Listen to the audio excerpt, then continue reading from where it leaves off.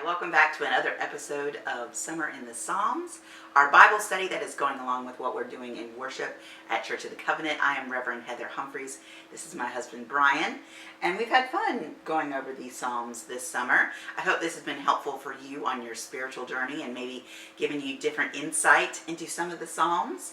But today we look at Psalm 126, which is part of the Song of Ascent or Ascents, which is journey psalms. And so let me read it, and then Brian's going to give us a bit of history about this particular song. When the Lord restored the fortunes of Zion, we were like those who dream, that our mouth was filled with laughter and our tongue with shouts of joy. Then it was said among the nations, the Lord has done great things for them. The Lord has done great things for us, and we rejoiced. Restore our fortunes, O Lord, like the water courses in the Negev.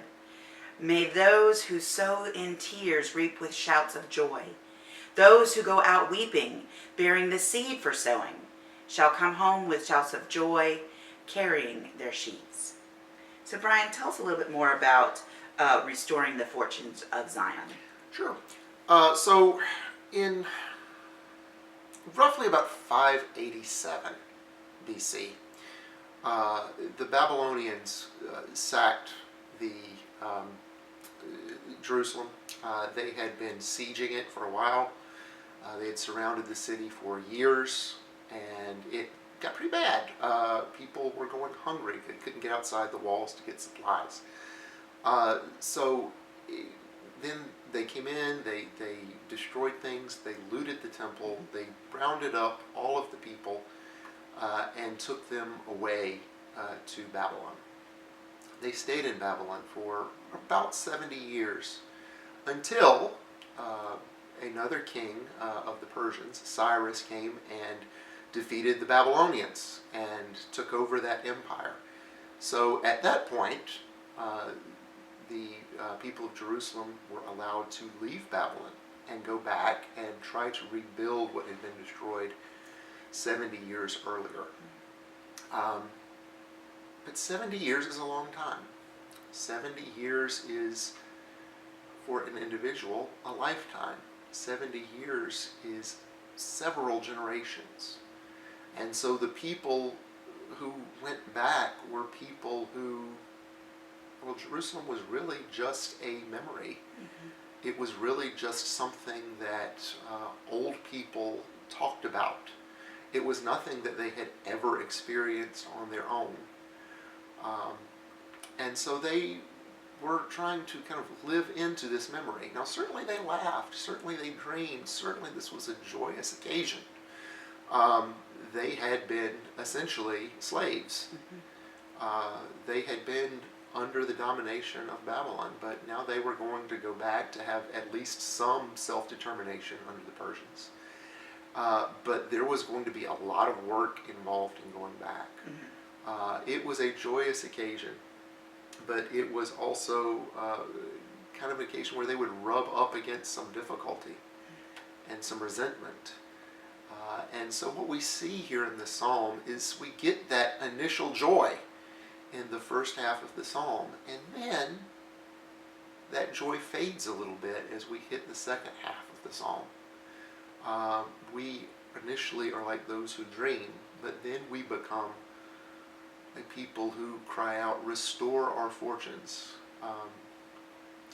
That's kind of, I think, indicative of how our lives are lived. We don't live in a way that we achieve joy permanently. We go through ups and downs. We have good things happen to us. We have bad things happen to us. We receive joy, and then even if our circumstances don't really change, that joy can wear off. We become, I think we see it in the psalm in that line, like the water courses in the Negev. The riverbeds in southern Judah don't really run all the time. They run great during the rainy season, but then annually they dry up. And so whether or not a river is there or not depends on the time of year.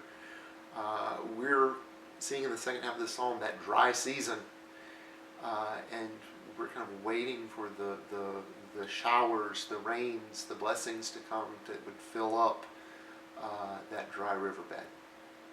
So we see it is in the context of when this psalm was written, where what would have been fresh for the people of Israel would have been this time of exile and being restored back to their homeland, and all the work and joy and mixed feelings of those circumstances.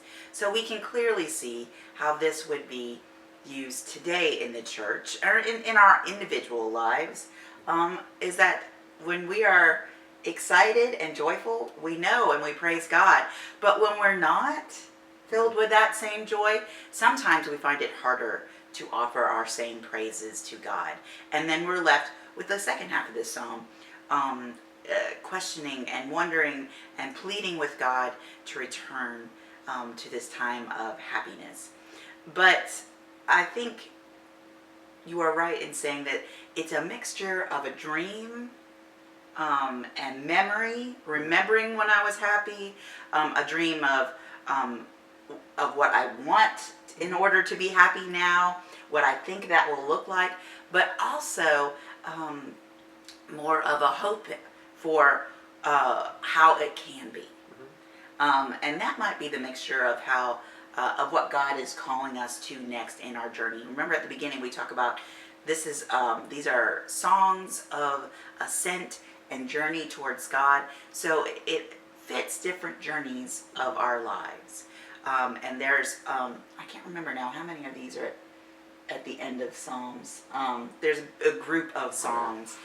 So there's more than one that fits this category. So they're going to fit different journeys as we experience them. A lot of them are clustered in Yes. the 120s, Yes. and you'll find that in the heading, the Psalms of Ascent. Basically, they are pilgrim songs. As folks are kind of asked to come to Jerusalem for the festivals, these are the songs that they sing as they travel, as they climb the mountain to get to Jerusalem. These are the songs that they sing. So it helps us to think about our own times of journey, our own times of longing for that joy and laughter, and realizing that we never fully get there. Right. We're not in a place where we stay in 100% joy and laughter all the time. That's just not reality. That's just not life.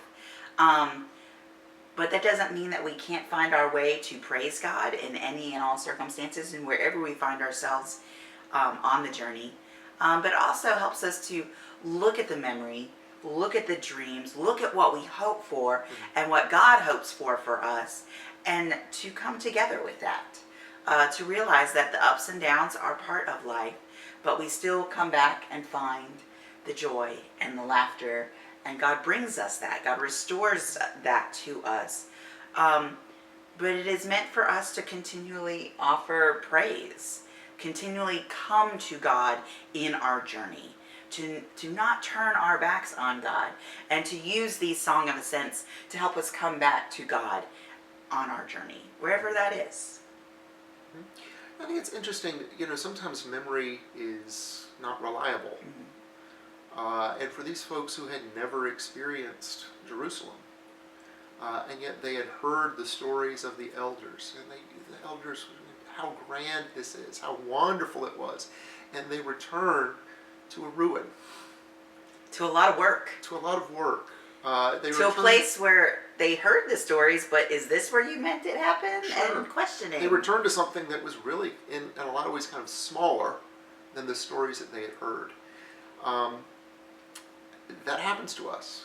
We kind of build things up in our memory and hope to get back to a place, and we arrive and it seems so much smaller than what we've remembered.